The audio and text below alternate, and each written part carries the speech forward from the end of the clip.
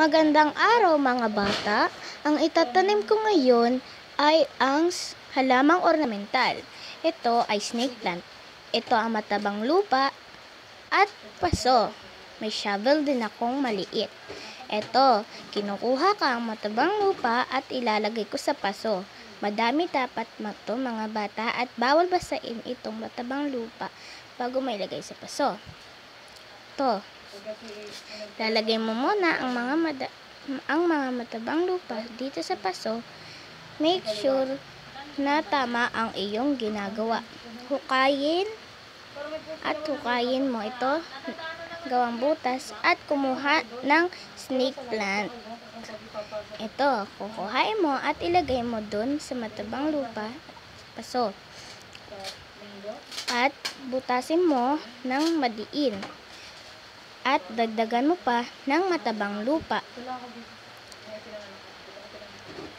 Kaya, ito ang tamang step para mag-make ng snake plant. At ito na nga, nilalagay ko na nga po ang snake plant ko sa aking paso.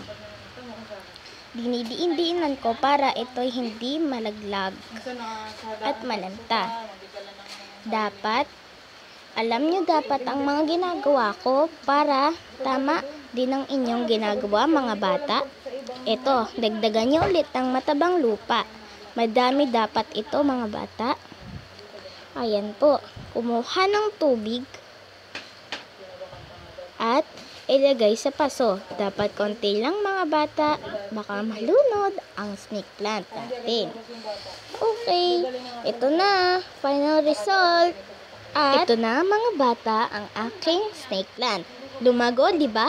Paalam!